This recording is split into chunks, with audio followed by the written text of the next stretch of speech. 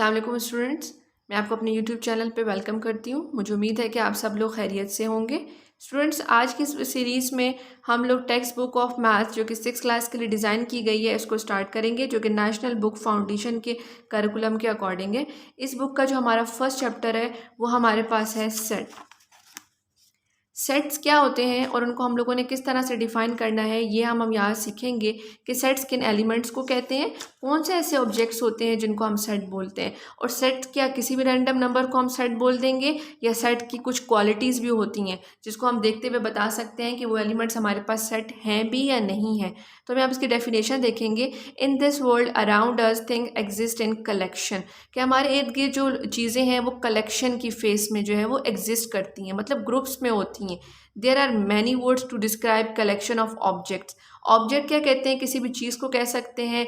जो भी हमारे इर्द गिर्द ऑब्जेक्ट्स हैं उनको हम लोग कलेक्शन, अगर उनको वो अगर एक से ज़्यादा हैं, ग्रुप्स में है, एक से ज़्यादा अमाउंट में है, नंबर्स में, तो उनको हम कलेक्शन कहते हैं, collection of objects. Like for example, flock of birds, a pile of books, a group of people, a team of player, a bouquet of flowers. अब जो हमारे पास यहाँ पर फ्लॉक ऑफ बर्ड्स है, यानी कि जो हमारे पास परिंदों का झुरमुट जिसे हम कहते हैं, उसमें क्या होता है, एक दो परिंदे नहीं होते बल्कि बहुत सारे जो परिंदे होते हैं, बर्ड्स होते हैं, वो इसके अंदर होते हैं। तो हम इसको कह सकते हैं कि उन स्पेसिफिकली बर्ड्स का जो हमारे पास एक सेट है। ऐसा कभी नहीं हो सकता कि जो पिजन्स हैं, स्पैरोस हैं, वो सारे मिल के अपना एक फ्लॉक बनाकर उड़ रहे हों। ऐसा नहीं होता। डिफरेंट जो स्पेसिफिक बर्ड्स हैं वही अपने फ्लॉक में जो है वो यहाँ पर फ्लाई कर रहे होते हैं। तो वो जो एक स्पेसिफिकली बर्ड है, फॉर एग्जांपल पिजन्स है, पिजन्स का जो फ्लॉक होगा उसको हम सेट कहेंगे। जब वो इस तरह से हमारे पास एक बुक सेट्स है, जैसे आपके आपके बैग में आपके पास बुक सेट है, कॉपी सेट्स है, पेंसिल सेट है। जो पेंसिल सेट है उसमें पास आपके पास रेजर, पेंसिल, पेन, ये सब चीज़ें आएंगी, उसमें कॉपी या पेंसिल इन्वॉल्व नहीं हो सकती। सिमिलरली अगर होम की एग्जांपल देखें तो हमारे पास आ जाती हैं कप सेट आ जाता है, प्लेट सेट आ जाता है, कॉफ़ी सेट आ जाता है। तो जिसका हम स्पेसिफिकली नाम ले रहे होंगे सेट के साथ, वही ऑब्जेक्ट उस पर्टिकुलर सेट के अंदर होंगे, उसके अलावा कोई और ऑब्जेक्ट नहीं आ सकते। अगर मैं आपको बुक सेट कहूँगी तो दैट्स मीन मैं आपकी सिर्फ और सिर्फ बुक्स का सेट कह रही हूँ, जो कि 7 या 8 जितनी भी आपकी बुक्स हैं उसमें कॉपीज इन्वॉल्व नहीं है। अगर आप उन बुक सेट के अंदर एक कॉपी भी इन्वॉल्व कर देते हैं तो वो फिर सेट नहीं रहता। ठीक है, इस तरह से मैथ के पॉइंट ऑफ व्यू से हमारे पास सेट क्या होता है वो हम यहाँ देखेंगे। In math the term set is use to describe a collection of well defined and distinct object. यानी कि हमारे पास जो मैथ में हमारे पास जो क्वालिटी है सेट की वो ये है कि वो वेल डिफाइन हो, मतलब सही प्रॉपर तरीके से समझ आ रहे हो कि किस पर्टिकुलर ऑब्जेक्ट का वो सेट है, और डिस्टिंक्ट हो, यानी कि वहाँ पे रेपिटिशन ना हो। अगर वो किसी एक पर्टिकुलर जो हमारे पास एलिमेंट है या ऑब्जेक्ट है उसके सेट को डिफाइन कर रहा है तो वो वेल डिफाइन होगा, और उसके एलिमेंट जो है वो हमारे पास रेपिटिशन में नहीं होंगे, डिस्टिंक्ट और सेपरेट एलिमेंट होंगे, तो उसको हम जो है वो डिस्टिंक्ट एलिमेंट भी कहेंगे। तो ये दो क्वालिटीज़ हैं जो सेट के अंदर होने चाहिए मैथ के पॉइंट ऑफ व्यू से। अब यहाँ पर हम इसकी एग्जांपल देख लेते हैं। जैसे हमारे पास एग्जांपल है डेज ऑफ वीक्स, यानी कि डेज ऑफ वीक जो कि हमें पता है मंडे टू संडे। एक तो ये हमारे पास वेल डिफाइन है, दूसरा ये हमारे पास डिस्टिंक्ट है। यानी कि वेल डिफाइन का मतलब है कि डेज ऑफ वीक्स ही हैं, इनके अंदर हम मंथ्स के नेम या किसी और चीज़ के नेम हमने एंटर नहीं किए हुए, तो ये वेल डिफाइन है। डिस्टिंक्ट किस तरह से है कि अगर मंडे एक टाइम एक दफ़ा आ रहा है तो वो एक ही दफ़ा में, ट्यूसडे है, वेडनेसडे है, थर्सडे है, तो वो सारे एक ही दफ़ा में आ रहे हैं, उनके अंदर कोई रेपिटिशन जो है वो हमारे पास नहीं है। और इसके नीचे हमारे पास एक और एग्जांपल है जिसमें हमें बताया गया है कि अगर ये वाले एलिमेंट इसके अंदर होंगे तो ये हमारे पास सेट नहीं बनेगा। उसकी क्या एग्जांपल है, वो ये है कि consider the collection of best player of cricket team. हम लोग best player of cricket team, everyone may not agree on which player are the best, क्योंकि अब ये हमारे पास इस तरह से कोई वेल डिफाइंड सेट नहीं बन सकता। क्यों नहीं बन सकता? क्योंकि इस तरह हमें नहीं पता कि अगर एक प्लेयर एक दिन बहुत अच्छी बॉलिंग करता है, मे बी वो नेक्स्ट टाइम इतनी अच्छी परफॉर्मेंस ना कर सके, और जिस बॉलर ने आज अच्छी परफॉर्मेंस नहीं की वो नेक्स्ट डे अच्छी परफॉर्मेंस कर ले। तो ये हमारे पास जो है ये वेल डिफाइन नहीं हो सकते हैं, ये रैंडमली चेंज होते रहेंगे, रेपिटिशन भी हो सकती है इसमें और ये चेंज भी होते रहेंगे, तो ये हमारे पास वेल डिफाइंड सेट नहीं रहेगा।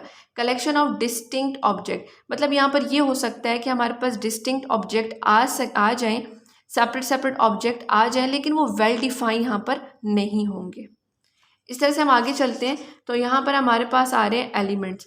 जो सेट के अंदर वैल्यूज़ होती हैं उनको हम यहाँ पर एलिमेंट्स कहते हैं। Each object in a set is called element और मेंबर ऑफ अ सेट। उसको हम एलिमेंट भी कहते हैं और मेंबर ऑफ सेट भी कहते हैं। जैसे कि यहाँ पर ए सेट है, सेट को हमेशा हम कैपिटल सिंबल से डिनोट करते हैं और उसको इक्वल लिखते हैं। कर्ली ब्रैकेट्स के अंदर हमारे पास जो भी हमारे सेट की हैं वो वैल्यूज़ आती हैं, उनको हम कोमा से सेपरेट करते हैं। जैसे हमारे पास लिखा हुआ है 1 3 5 अप टू 90, बीच में डॉट्स का मतलब है कि इनके मिड में जितनी वैल्यूज आ रही हैं वो सारी की सारी जो है हमारे पास इंक्लूडेड है। अब यहाँ पर ये सेट हमें किस चीज़ का सेट नज़र आ रहा है? ये सेट हमें नज़र आ रहा है ये ऑड नंबर से, ऑड नंबर लेस देन 20, क्योंकि यहाँ पर 19 तक स्टॉप हो गया। 1 3 और 5 हमें बता रहे हैं कि ये सेट ऑफ ऑड नंबर्स है। अब यहाँ पर हमारे पास एक सिंबल होता है जो कि ई टाइप का होता है, लेकिन उसको सी को लिखकर उनके अंदर एक लाइन लगाई जाती है। इसको इस तरह का सिंबल बनाया जाता है जिसको हम कहते हैं belongs to and not belongs to. अब यहाँ पर मैं लिखा है 3 belongs to A, that's mean कि 3 is an element of A. 3 जो है वो सेट ए में बिलोंग कर रहा है, वो उसका एलिमेंट है। Similarly 2 is not belong to A, यानी कि 2 जो है वो सेट ए का एलिमेंट नहीं है, उसके अंदर ये बिलोंग नहीं कर रहा। इसी तरह से अगर हम नीचे चलते जाएं और अपने एग्जांपल्स देखें तो यहाँ पर बिलोंग्स टू, अब यहाँ पर लिखा हुआ है E denotes is an element of, and यहाँ पर नीचे हमारे पास लिखा हुआ है, इस पर क्रॉस लगा देंगे, denotes is not an element of. इसे बताएंगे कि इसका एलिमेंट है, इसमें बिलोंग कर रहा है या नहीं कर रहा, तो उसको हम लोग इन सिंबल से डिनोट करेंगे।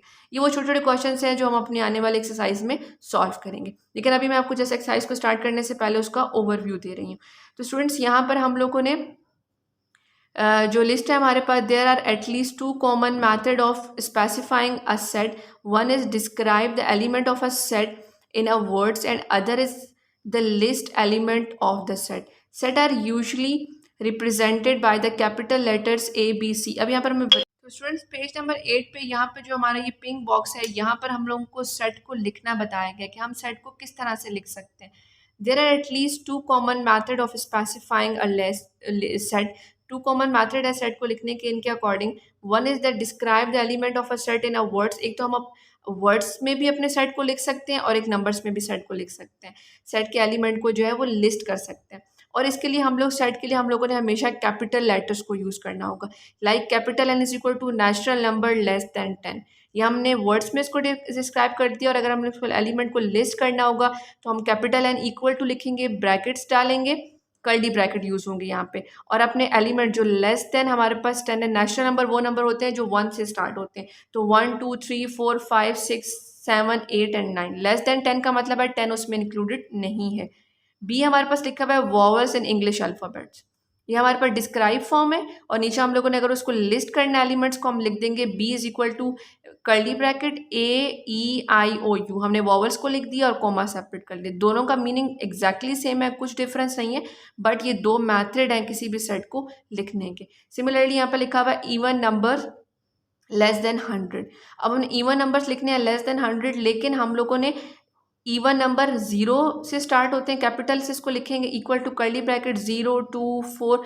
लेस देन 100 का मतलब है 98 तक, बट हम लोग 0 से लेकर 98 तक होल नंबर्स को नहीं लिखेंगे। सेट का यही बेनिफिट होता है कि हमें देखकर पता चल जाता है कि ये एलिमेंट्स है और वो कहाँ से लेकर कहाँ तक जा रहे हैं। ठीक है, उसके लिए हम लोग क्या करेंगे, इनिशियली 2 या 3 नंबर्स लिखकर उसके बाद कोमा लगाएंगे और डॉट्स डाल देंगे। ये जो हम आपको 2 से 3 डॉट्स नज़र आ रहे हैं, इसका मतलब यही है कि इसके मिड में आने वाली सारी वैल्यूज़ जो हैं वो इंक्लूडेड है, यानी कि 6B 8B 10B up to so on 98 तक। तो स्टूडेंट्स ये था हमारे पास मैथड सेट्स को लिखने का। अब हम सेट को एक और तरीके से भी डिफाइन कर सकते हैं थ्रू वेन डायग्राम। हम डायग्राम्स बना के भी सेट बता सकते हैं। डायग्राम से हम कैसे सेट्स बना सकते हैं और बता सकते हैं वो मैं आपको भी बताती हूँ। We can represent a set using rectangle and circle. This geometrical representation of the set is called Venn diagram. वो कह रहे हैं कि हम लोग इस तरह से रेक्टेंगल और सर्कल बना के भी अपने सेट को डिफाइन कर सकते हैं, और इसको हम कहते हैं Venn diagram. The set of natural number less than 10। अब ये हमें स्टेटमेंट दे रहे हैं जिसकी हमें वेन डायग्राम बनानी है। वेन डायग्राम बनाने के लिए हमें सर्कल और रेक्टेंगल चाहिए होता है।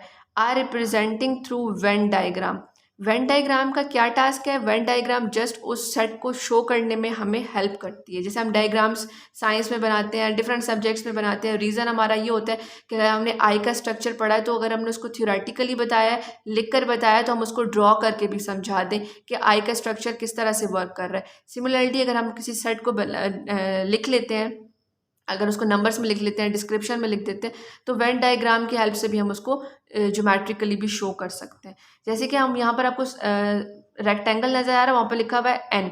एन का मतलब है कि ये जो होल रेक्टेंगल है ये पूरे के पूरे जो काउंटिंग का सेट है उसको डिनोट कर रहा है। ये पूल ऑफ नंबर्स है, बाहर वाला जो रेक्टेंगल है जिसको लाइट पर्पल कलर किया गया। सर्कल के अंदर अब हमारे पास क्या लिखी हुई है? सर्कल के अंदर हमने वो स्पेसिफिक एलिमेंट्स लिखने हैं जो हमें क्वेश्चन में डिमांड किए गए। जैसे यहाँ पे लिखा हुआ था set of natural number less than 10। Natural number तो बहुत सारे होते हैं, 1 से लेकर अप टू 100 उनकी काउंटिंग होती है, वो हमने शो कर लिया रेक्टेंगल की हेल्प से। और जो स्पेसिफिकल नंबर लेस देन 10 का मतलब है 1 2 3 4 5 6 7 8 एंड 9, 1 to 9 जो नंबर है वो हमने सर्कल के अंदर लिख दिए। तो ये हमने अपने सेट को जो कि हमारे पास यहाँ पर रिक्वायर्ड था उसको वेन डायग्राम की हेल्प से सॉल्व कर लिया। यहाँ पर एक और वेन डायग्राम की एग्जांपल है। यू लिखा हुआ है हमारे पास यूनिवर्सल सेट, यानी कि ये होल जो बड़ा सेट होता है उसको यू या यूनिवर्सल सेट भी कहते हैं। Whole numbers less than 100। अब इसमें जो बाहर वाला सेट है, जो पिछले वाले एग्जाम्पल में था नेचुरल नंबर, वो ऑल नेचुरल नंबर्स थे, बट यहाँ पर अब उन्होंने यू का सेट स्पेसिफिकली मेंशन कर दिया। उन्होंने कहा जो यू सेट होगा उसमें आपके पास होल नंबर्स होंगे लेस देन 100, यानी कि जीरो, होल नंबर जीरो से स्टार्ट होते हैं, 0 1 2 3 अप टू 99। और जो दूसरे सेट है जिसको हम लोगों ने सर्कल के अंदर शो करना है वो हमारे पास है इवन नंबर्स लेस देन 100। मतलब जो हमारे पास होल नंबर आएंगे लेस देन 100 वो रेक्टेंगल के बाहर होंगे, और जो ये ई पार्ट है ये वो स्पेसिफिक जो पार्ट है जिसको हम लोगों ने वेन डायग्राम की मुताबिक शो करना है उसको हम सर्कल के अंदर लिख देंगे कि इवन नंबर लेस देन 100। तो जो स्पेसिफिक टारगेट होता है वो हम अंदर लिखते हैं, उसके रेलिवेंट जितने भी नंबर होते हैं वो हम बाहर प्लॉट कर देते हैं। Finite and infinite set. अब जैसे स्टूडेंट्स आपको पता है कि कुछ एलिमेंट, कुछ नंबर, कुछ सेट ऐसे होते हैं जो किसी फिक्स पॉइंट पर आकर रुक जाते हैं, उसको हम कहते हैं ये फाइनाइट सेट है। कुछ सेट ऐसे होते हैं जिसमें बहुत ज़्यादा नंबर आते हैं और वो कहीं पर रुक नहीं सकते, तो वो इनफाइनाइट सेट आएंगे। फॉर एग्जांपल अगर मैं कहती हूँ कि इवन नंबर लेस देन 100, तो वो 99 तक उसका सेट रुक जाएगा। इसका मतलब है कि वो फाइनाइट सेट है, उसमें एक फिक्स नंबर ऑफ एलिमेंट्स आ रहे हैं। लेकिन अगर मैं वहाँ पर कहती हूँ कि सेट ऑफ नेचुरल नंबर, तो आप कहेंगे कि कितने नेचुरल नंबर, जो नहीं पता। मतलब हमें स्टार्टिंग तो पता है 1 से स्टार्ट हो रहे हैं, 1 2 3 अप टू सो ऑन, यानी कि सेट ऑफ नेचुरल नंबर में हमें नहीं पता कि हमने कहाँ तक जाना है।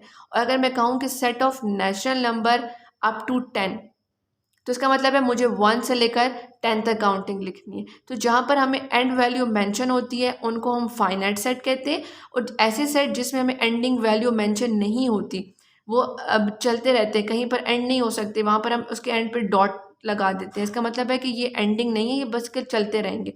तो ऐसे नंबर्स को हम, ऐसे सेट्स को हम इनफाइनाइट सेट्स कहते हैं। उसके बाद अगर हम आगे चलें तो हमारे पास एक और है एम्प्टी सेट। ऑब्वियस सी बात है, ऐसा सेट जिसमें कोई एलिमेंट नहीं होगा वो हमारे पास एम्प्टी या फिर नल सेट होगा।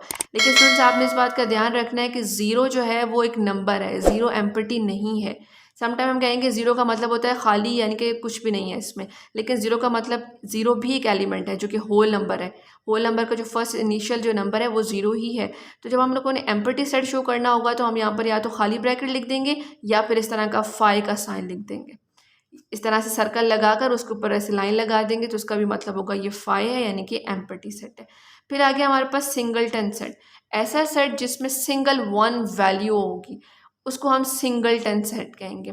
जैसे नाम से पता चल रहा है सिंगलटन सेट, यानी कि सिंगल वैल्यू वाला जो सेट होगा उसको हम सिंगलटन सेट कहेंगे। अब आगे हमारे पास नीचे आ रहा है यूनिवर्सल सेट। यूनिवर्सल सेट अपने नाम से ही सेल्फ एक्सप्लेनेटरी है कि हम लोग यूनिवर्सल, जैसे यूनिवर्स का नाम ले तो पूरी दुनिया आ जाती है, ठीक है। यूनिवर्सल सेट का मतलब होता है ऐसे सेट जिसके अंदर सारी की सारी वैल्यूज आ जाए। अगर मैं आपको होल सेट कहूँ कि होल नंबर्स का सेट, तो वो हमारे पास यूनिवर्सल सेट होगा। और अगर मैं कहूँ कि आपके पास होल नंबर्स का सेट है उसमें से आप जस्ट इवन नंबर्स निकालें, तो जो इवन नंबर्स आप फाइंड करेंगे एक फ़िक्स नंबर तक आपसे कह दूँ कि अप टू 100 आप इवन नंबर फाइंड कर लें, अप टू 1000 आप इवन नंबर फाइंड कर लें, तो ये जो हम उसमें से फाइंड आउट कर रहे हैं, ये हमारे पास एक फ़िक्स सेट है। लेकिन जो होल नंबर हैं, जो नेचुरल नंबर हैं, जो इवन नंबर्स का पूरा सेट है, किसी स्पेसिफिक नंबर पे वो एंड नहीं हो रहा, वो हमारे पास यूनिवर्सल सेट होते हैं। ठीक है, इस तरह से अगर हम आगे चलें तो यहाँ पर हमारे पास कुछ एग्जांपल्स हैं जिसको सॉल्व किया गया है, यहाँ पर यूनिवर्सल सेट समझाया गया है।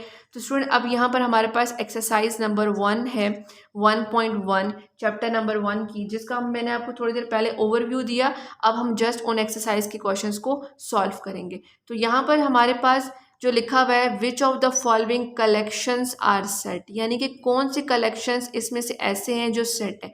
जैसे मैंने आपको इनिशियली बताया था कि हम स्टेटमेंट को रीड करेंगे। अब ये सेट लिखी हुई है हमारे पास डिस्क्राइब फॉर्म में लिखे हुए, दो फॉर्म थी सेट की, एक डिस्क्राइब वाली फॉर्म थी, एक लिस्ट वाली फॉर्म थी। तो ये डिस्क्राइब वाली फॉर्म में हमारे पास सेट लिखा हुआ है। अब ये लिखा हुआ है ऑल कलर्स इन रेनबो, रेनबो के जितने भी कलर्स होते हैं। अब हमें पता है रेनबो के 7 कलर्स होते हैं, वो ना तो ज़्यादा हो सकते हैं ना ही कम हो सकते हैं, वो एक फिक्स अमाउंट है 1 to 7। तो हम इसके सामने लिख देंगे कि यस ये सेट है। उसके नीचे हमारे पास है consonant of English alphabets. English alphabets में या तो हमारे पास वॉवल्स होते हैं 5 और 21 कॉन्सोनेंट होते हैं। तो 21 कॉन्सोनेंट से एडिशनल कोई कॉन्सोनेंट आ नहीं सकते इंग्लिश में, तो हम यहाँ पर भी इसके सामने भी लिख देंगे कि ये भी हमारे पास सेट है।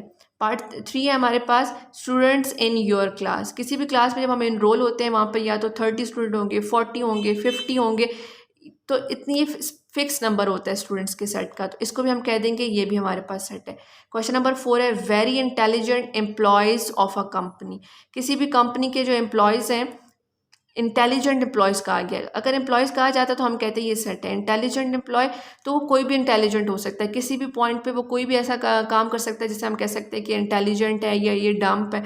तो ये हम यहाँ पर कहेंगे कि ये नॉट सेट, कि ये सेट नहीं है, क्योंकि स्पेसिफिक नहीं है कि कितने लोग जो है वो इंटेलिजेंट हैं। इंटेलिजेंस को हम किसी पॉइंट पे भी मेजर नहीं कर सकते, काउंट नहीं कर सकते। प्राइम नंबर लेस देन 100, 100 से कम प्राइम नंबर, तो यस ये भी सेट है, क्योंकि हमें पता है कि 100 जो इसका वो एंड पॉइंट है, उससे छोटे हमने प्राइम नंबर लेने हैं, तो ये भी सेट है। पार्ट 6 है very hard working students in your class.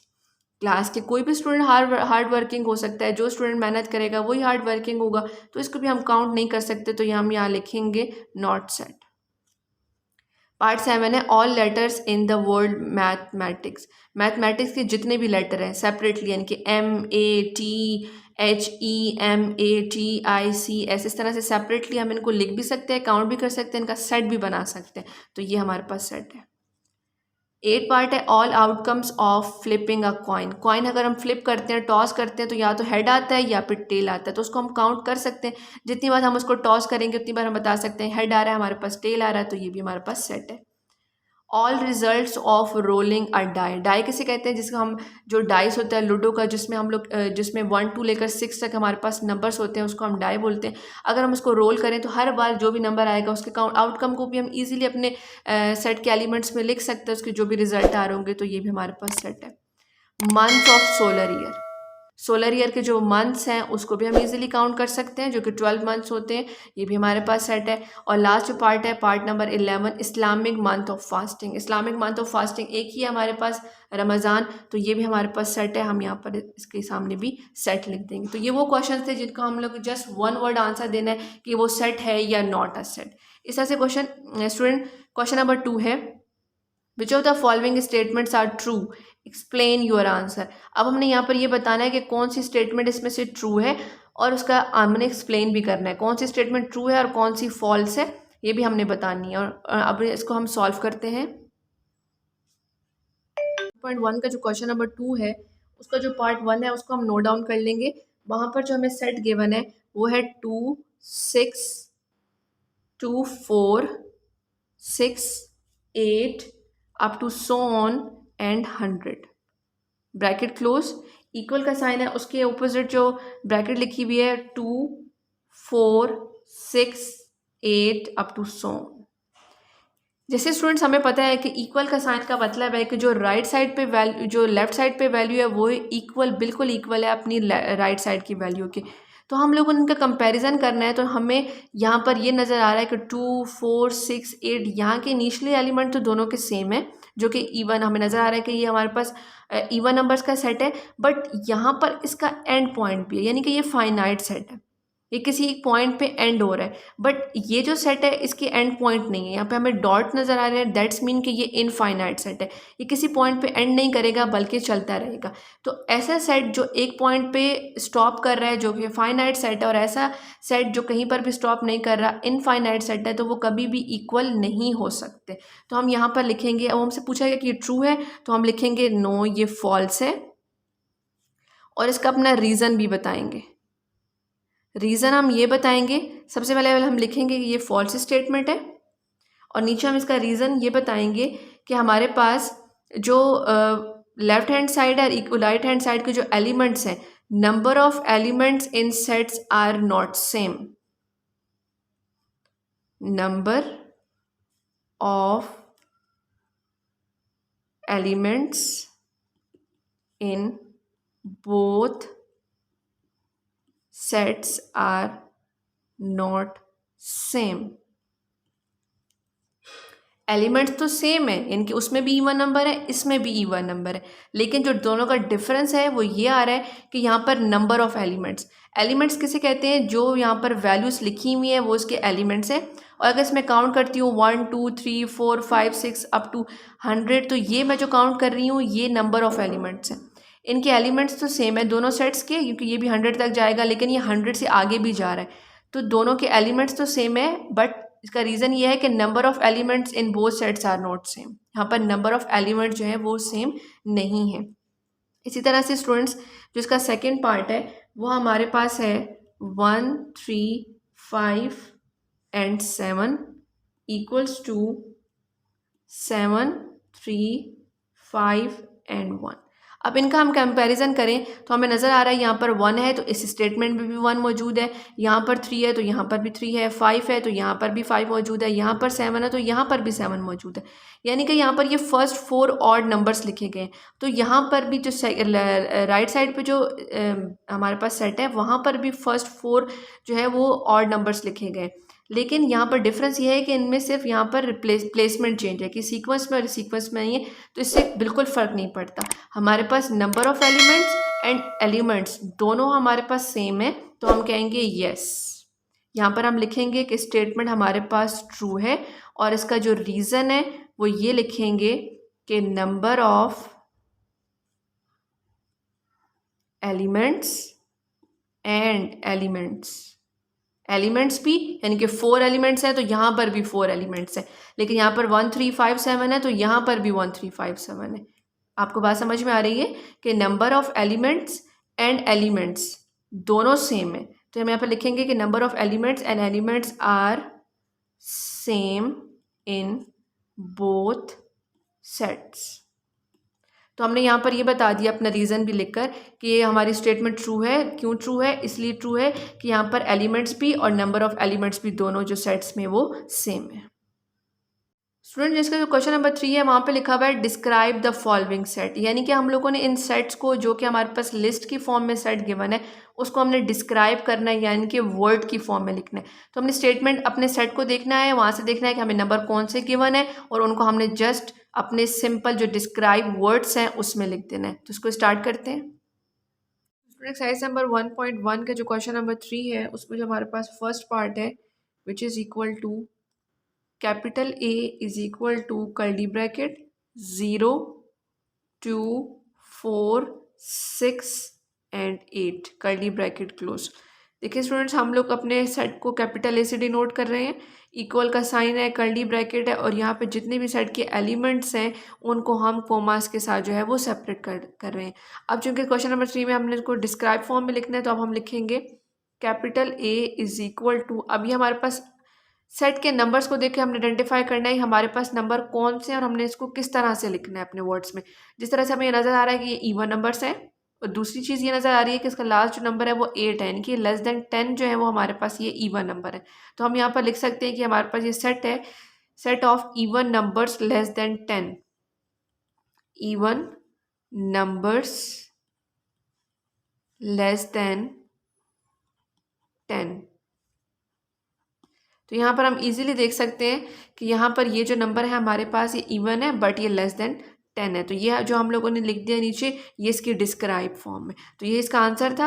अब पार्ट 2 इसका स्टार्ट करते हैं, which is equal to capital B is equal to curly bracket 1 3 5 7 and 9 curly bracket close. अब यहाँ पर हमारे पास ये सेकंड पार्ट है, इसको भी हमने डिस्क्राइब फॉर्म में लिखना है। तो स्टूडेंट सबसे पहले हम लिखेंगे कैपिटल बी इक्वल्स टू, अब यहाँ पर ये हमारे पास 1 3 5 7 एंड 9 ये ऑड नंबर है, ऑड नंबर्स लेस देन 10। तो इसका भी हम आंसर लिख देंगे ऑड नंबर्स लेस देन 10। यह आएगा इसकी डिस्क्राइब फॉर्म। एंड अब हमारे पास पार्ट नंबर 3 है, which is x is equal to capital X is equal to 2 3 5 7 11 13 17 and 19। तो स्टूडेंट्स अब ये सेट हमारे पास कौन सा नंबर है, ये सेट हमारे पास जो नज़र आ रहा है हमें, हम इसको अब ये नहीं कह सकते कि ये ऑड नंबर है, इवन नंबर्स हैं, होल नंबर्स भी नहीं है, ये हमारे पास इंटीजर्स मीन होल नंबर भी नहीं है, ना ही हमारे पास ये नेचुरल नंबर है। तो ये कौन से नंबर है? तो स्टूडेंट यहाँ पे आपको नज़र आ रहा है ये 2 3 5 7 11 ऐसे नंबर हैं जो सिर्फ और सिर्फ अपने टेबल्स में आते हैं। यस, ये प्राइम नंबर्स हैं, प्राइम नंबर्स लेस देन 20। तो हम यहाँ पर इसका आंसर जो डिस्क्राइब फॉर्म में लिखेंगे वो हम लिखेंगे कि हमारे पास जो सेट है ये हमारे पास है set of prime numbers less then 20। ये हमारे पास लेस देन 20 जो है वो प्राइम नंबर है। इसी का पार्ट नंबर 4 है, एक्सरसाइज नंबर 1.1 के क्वेश्चन नंबर 3 का जो पार्ट नंबर 4 है, capital Y is equal to bracket Mercury Venus Earth Mars up to so on Neptune. यहाँ पर मैं सारे नहीं लिख रही हूँ, आपकी बुक में ये मेंशन है, मैं जस्ट यहाँ पर आपके लिए इनको लिखकर बीच में डॉट्स डाल दिए मैंने एंड नेपच्यून करके इसको क्लोज कर दिया। दैट्स मीन कि यहाँ पर भी हमने सारे एलिमेंट्स नोट डाउन कर लिए हैं इसके, बट इस डॉट्स का ये मतलब होता है कि इनके मिड में आने वाले सारे नंबर्स शामिल हैं। तो यहाँ पर हम लोगों ने इसका आंसर जो लिखना है वो हम लिखेंगे कैपिटल Y इक्वल टू, अब मरकरी वीनस अर्थ मार्स, हमें पता चल रहा है कि हमारे पास जो सोलर सिस्टम है उसके प्लैनेट्स हैं। तो हम यहाँ पर लिख सकते हैं set of planet of solar system. ये हमारे पास जो सेट है ये है प्लैनेट्स ऑफ सोलर सिस्टम। अगर स्टूडेंट से हमारे पास 5 होते 4 होते शुरू के या एंड के, तो हम कह देते set of 4 planet of solar system, 5 planets of solar system. But ये हमारे पास मरकरी टू नेपट्यून सारे के सारे हमारे पास जो है वो सोलर सिस्टम के प्लैनेट्स हैं। तो हम डिस्क्राइब फॉर्म में लिख देंगे प्लैनेट्स ऑफ सोलर सिस्टम। इस तरह से स्टूडेंट्स इसका हमारे पास पार्ट नंबर 5 है, capital C is equal to, अब यहाँ पर कुछ वेजिटेबल्स के नेम है, पोटैटो, कैरेट, रेडिश,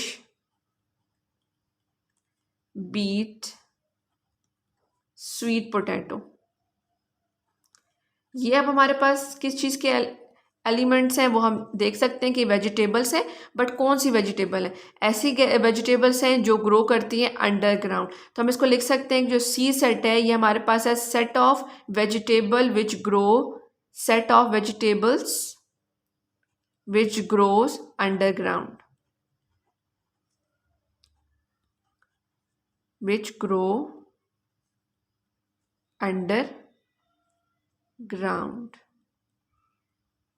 हम यहाँ पे लिख सकते हैं सेट ऑफ 5 वेजिटेबल्स। यहाँ पर हमारे पास 1 2 3 4 एंड 5। तो हम यहाँ पे लिख सकते हैं कि ये हमारे पास लिखा हुआ है कि 5 वेजिटेबल्स विच ग्रो अंडरग्राउंड।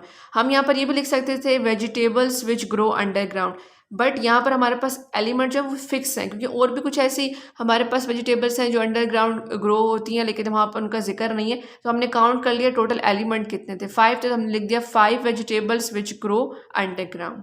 तो यहाँ इसके साथ ही हमारा क्वेश्चन नंबर 3 कंप्लीट हो गया। स्टूडेंट्स अब यहाँ पर क्वेश्चन नंबर 4 है हमारे पास, list the element of the following set. मतलब अब ऊपर वाले क्वेश्चन में हम लोगों ने जो एलिमेंट लिस्ट में गिवन थे उसको डिस्क्राइब फॉर्म की सेट बनाकर लिखा, अब हमें डिस्क्राइब फॉर्म का सेट गिवन है और हमने उसको लिस्ट फॉर्म में लिखना है, यानी कि हमने कर्ली ब्रैकेट्स के साथ उसको कोमास के साथ एलिमेंट्स को सेपरेट करना है। तो इस फॉर्म में हमने अब अपने इस क्वेश्चन को कन्वर्ट करना है। यहाँ पर हमें डिफरेंट सेट्स गिवन है, डिस्क्राइब फॉर्म में, इनके वर्ड्स के फॉर्म में, और हमने उसको लिस्ट फॉर्म में कन्वर्ट करना है। तो इसको हम स्टार्ट करते हैं।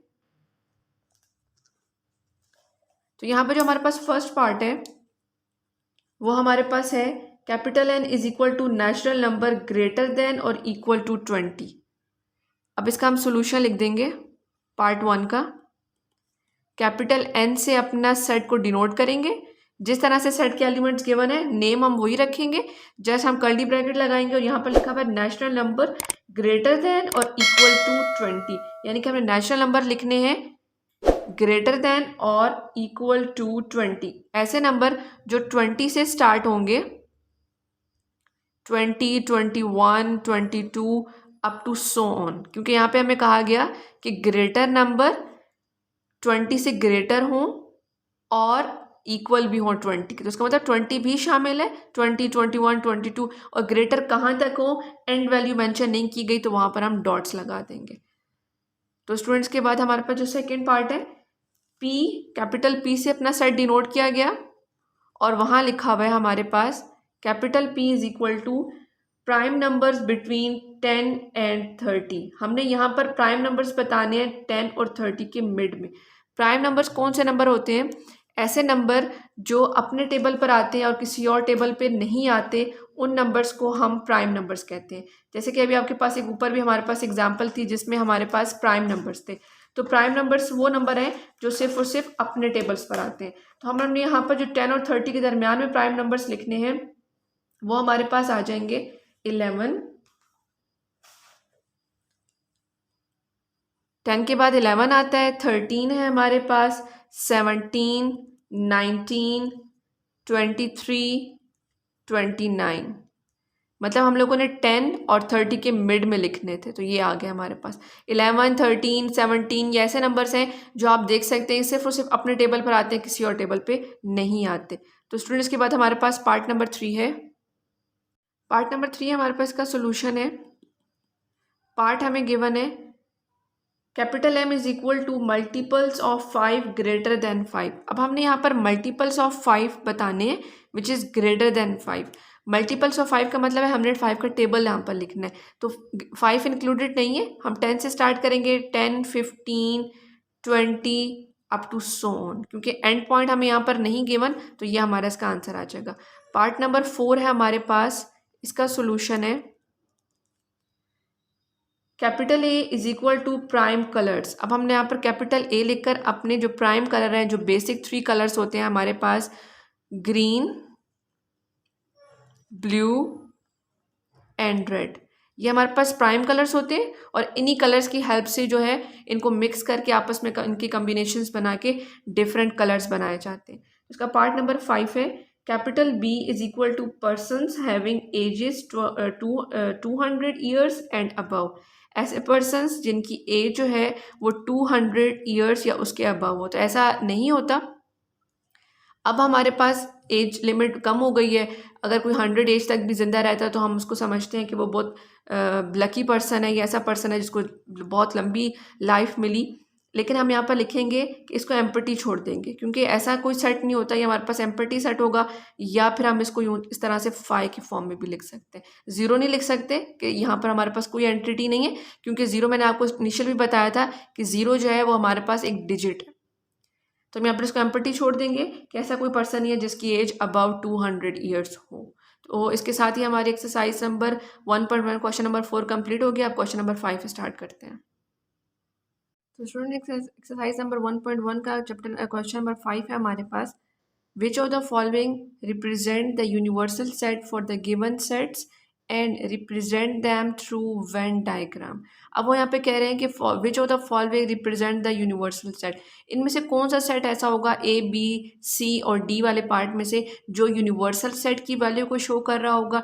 यूनिवर्सल सेट कौन सा सेट होता है? ऐसा सेट जिसके अंदर हमारे पास सारी होल की होल वैल्यू एग्जिस्ट कर रही होती है। जैसे फॉर एग्जांपल अगर मैं कहूँ कि natural set of natural number, वो हमारे पास यूनिवर्सल सेट होगा। उस नेचुरल नंबर से मैं आपको कहूँ कि इवन नंबर्स फाइंड कर लें, ऑड नंबर्स फाइंड कर लें, प्राइम नंबर्स फाइंड कर लें, कंपोजिट नंबर्स फाइंड कर लें, तो ये मैं आपको सब जो उसके सब सेट्स बनाना बता रही हूँ, मतलब उसमें से आपको कुछ डिफरेंट पर्टिकुलर वैल्यूज़ का सेट बनाने को कह रही हूँ। लेकिन जो सेट ऑफ नेचुरल नंबर है वो हमारे पास एज अ यूनिवर्सल सेट होगा, यानी कि वो एक बड़ा सेट होगा जिसके अंदर से हम अपना सेलेक्टिव पार्ट जो है वो पिक कर रहे हैं। इस तरह से यहाँ से जो A B C D part है वहाँ से हम सेट को रीड करेंगे, चाहे वो डिस्क्रिप्टिव फॉर्म में या फिर वो लिस्ट की फॉर्म में, और फिर जज करेंगे कौन सा सेट ऐसा है जो हमारे पास यूनिवर्सल सेट आ रहा है, जो सेट की सारी एलिमेंट्स को अपने अंदर कवर कर रहा है, ठीक है।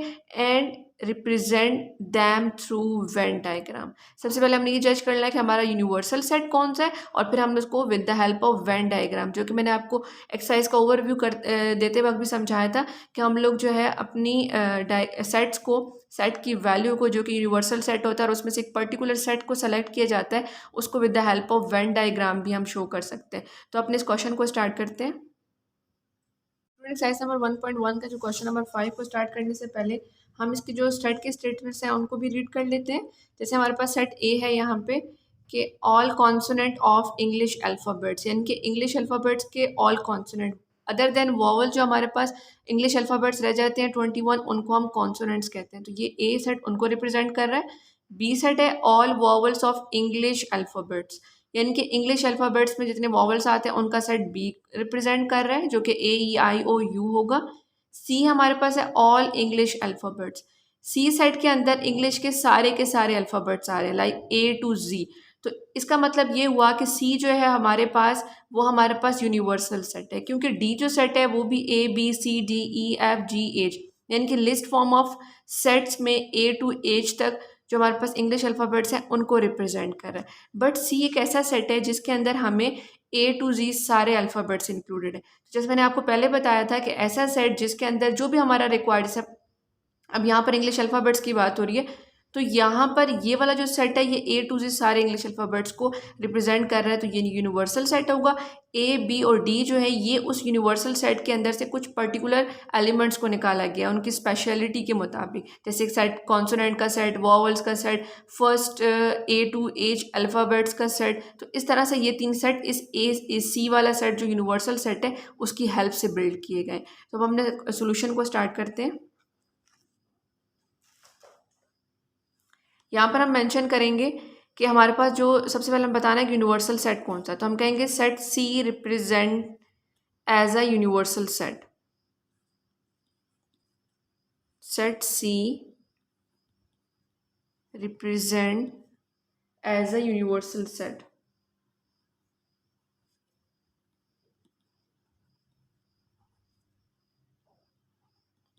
Set C represent as a universal set, यहाँ पर हम ये बता देंगे, और उसके साथ ही स्टूडेंट्स नीचे हमने इसकी वेन डायग्राम भी बनानी है। तो अब हम क्या करेंगे, इसके लिए वेन डायग्राम बनाने के लिए हम लोग यहाँ पर एक रेक्टेंगल ड्रॉ कर लेंगे इस तरह से। उसके बाद हम यहाँ पर with the help of circle जो है, जो पर्टिकुलर एलिमेंट्स हैं हमारे पास, यानी कि ए बी और डी पार्ट के, उनको शो करेंगे। लेकिन एज अ होल हम बताएंगे यहाँ पर कि ये जो हमारे पास यूनिवर्सल सेट है, क्योंकि रेक्टेंगल जो है वो यूनिवर्सल सेट को शो करता है, तो हम यहाँ पर ये बताएंगे कि यूनिवर्सल सेट जो है हमारे पास वो सी है। अब हम यहाँ पे शो करेंगे ए सेट की वैल्यूज़ को। उसके लिए हम एक सर्कल ड्रॉ कर लेंगे इस तरह से। ए सेट हमें क्या कह रहा है, ए सेट हमें ये कह रहा है कि इसके अंदर जो है वो सारे कॉन्सोनेंट आएंगे, तो हम यहाँ पर ए लिख देंगे। उसके साथ ही हमारे पास एक बी सेट है।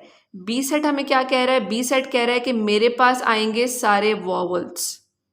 तो हम यहाँ पर हम लोगों ने सर्कल ड्रॉ करके बी लिख दिया कि कॉन्सोनेंट अलग हो गए एंड वॉवल्स अलग हो गए। अब ये कॉन्सोनेंट और वॉवल्स दो डिफरेंट सेट बन गए सी यूनिवर्सल सेट के अंदर। और डी सेट हमें ये कहता है कि उसके अंदर सारे एलिमेंट हैं ए टू एच, तो हम उसको इस तरह से ड्रॉ कर रहे हैं। इसका रीज़न क्या है ड्रॉ करने का डी सेट को इस तरह से? रीज़न ये है, ये बिगर है स्मॉलर है इससे कोई फ़र्क नहीं पड़ता।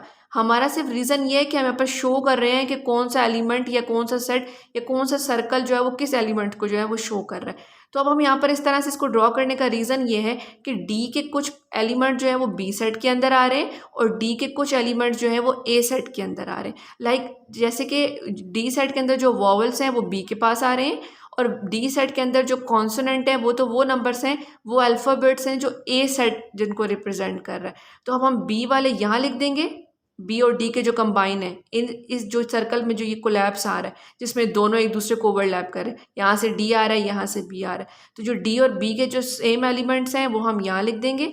इसी तरह से जो डी और ए के जो सेम एलिमेंट्स हैं, अल्फ़ाबेट्स हैं, वो यहाँ लिख देंगे। आपको पता है जो सेट के अंदर वैल्यूज होती है उनको हम एलिमेंट्स बोलते हैं। तो अब यहाँ पर हम जो बी और डी के जो सेम है, जैसे कि हमारे पास अल्फ़ाबेट ए टू एच में जो आते हैं वो हमारे पास दो आते हैं, ए एंड ई। तो हम यहाँ पर शो कर देंगे कि ये दो जो है वो डी और बी के कंबाइन है। इसी तरह से उसके बाद जो रह जाएंगे बी सी डी, ई चला गया, F G and H, B C D F G और एच, जो रिमेनिंग ये बच जाएंगे ये हम कहेंगे ये वो एलिमेंट है जो डी और ए के आपस में कंबाइन है। तो इस तरह से हम वेन डायग्राम की हेल्प से भी शो कर सकते हैं। आपको ये देखिएगा उसको पता चल जाएगा बी जो है वो इवन और वॉवल्स हैं, ए जो है वो कॉन्सोनेंट है और डी ऐसा सेट है जिसमें के अंदर दोनों के एलिमेंट्स थे। तो जो इसके एलिमेंट दोनों कंबाइन थे उनको हमने यहाँ पर लिख लिया और जो इसके एलिमेंट्स कंबाइन थे उनको हमने यहाँ पर लिख लिया। तो इसके साथ ही हमारा क्वेश्चन नंबर 5 एक्सरसाइज 1.1 का कंप्लीट हो गया है। मुझे उम्मीद है कि आपको मेरी वीडियो पसंद आई होंगी। मेरी वीडियो को लाइक ज़रूर कीजिएगा, इसको अपने फ्रेंड सर्कल में शेयर भी ज़रूर कीजिएगा।